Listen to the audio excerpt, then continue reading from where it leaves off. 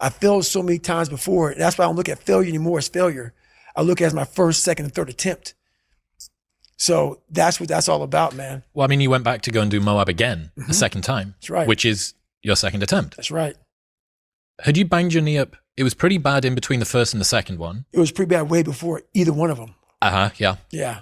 It's been jacked up now for about 20 years. I've seen some gnarly photos of it recently. It looks interesting. Yeah. So all those miles I've run on this thing, it's been a lot of it's been a lot of gut checks.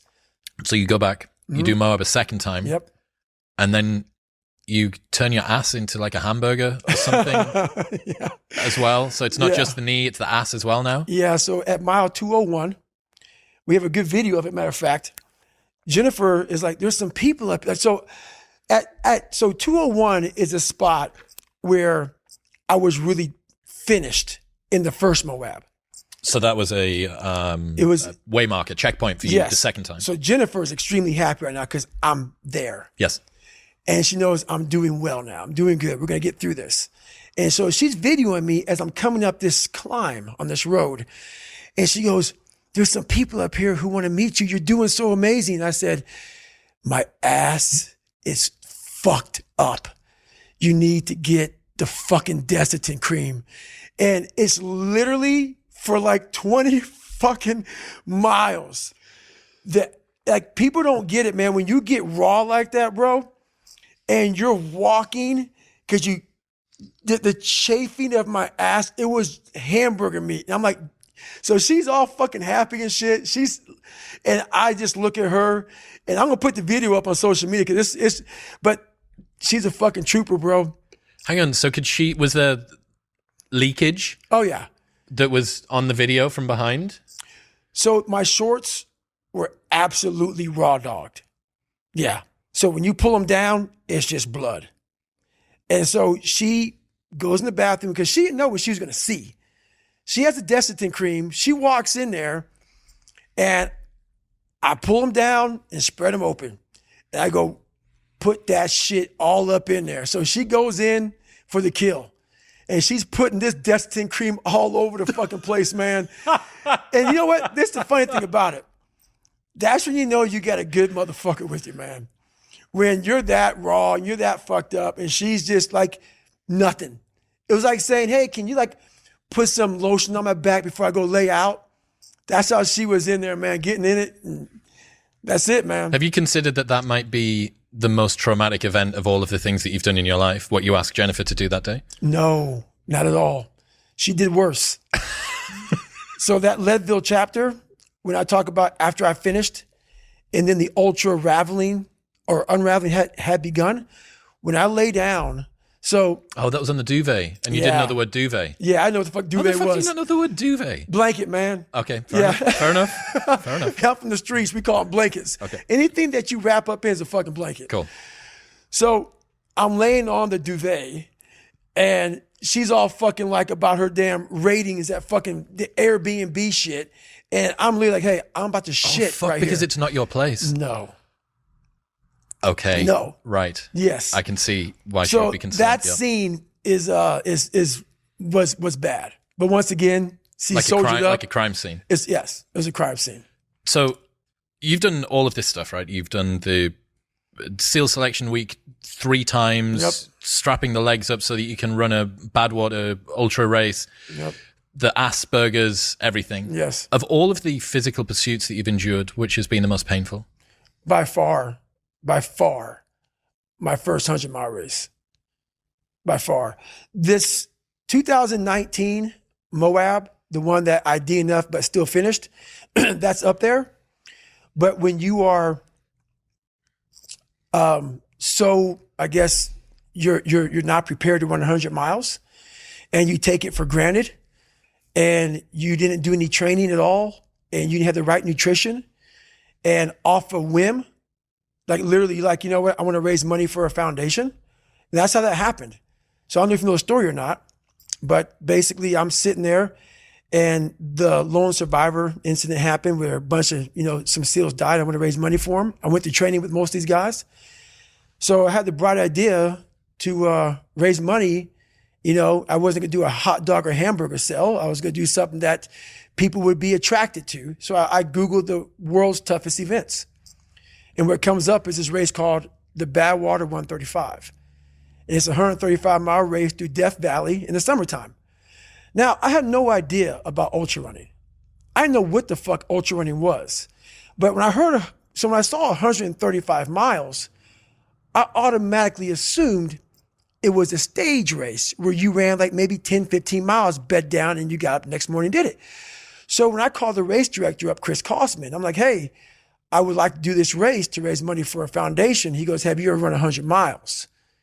And I was like in a week, or like what are you talking about? He goes, no, like in 24 hours, because that's what you got to do to qualify. And I was like, is that even possible? Like I didn't know. So anyway, he goes, no, you can't get in my race unless you qualify. And I call him up on a Wednesday, and that Saturday, and I was a bodybuilder at the time. I did cardio 20 minutes a week on the elliptical trainer every Sunday. He goes, yeah, Saturday, you're in San Diego. Saturday is a 24-hour race where you run around a 1-mile track for 24 hours. And if you can get 100 miles, I'll consider you in my race. So I'll go sign up for this race. And the first 70 miles, I'm doing pretty good. And then I hadn't sat down. I hadn't gone to the bathroom. I was drinking Mileplex and Ritz crackers. I was, eating Ritz crackers. So, elite nutrition. Yeah, elite, high quality nutrition. So what happens when you're that ignorant and you go out to do this race and you sit down in a chair, your body's done. So I'm sitting there, and when you sit down for the first time in over 12 hours, your body's now going through some metamorphosis. Like, go fucking home, go to a doctor, get some help. But I'm sitting there, and I have this urge to go to the bathroom. And there's a porta potty for me, that fucking wall, but I can't get up because my blood pressure's all messed up from my great nutrition that I was on. And so I can't stand up. So I look at my ex-wife, and I literally say, I'm going to shit on myself right now. So I sit there, and I'm shitting up my back, and I'm peeing blood down my leg. And I have 30 miles to go. And I end up finding a way to get through that 30 miles. And when I got done with that race, it's the worst pain I can't even describe the pain of that last 30 miles to anybody. It's very hard. Whole body? Whole body.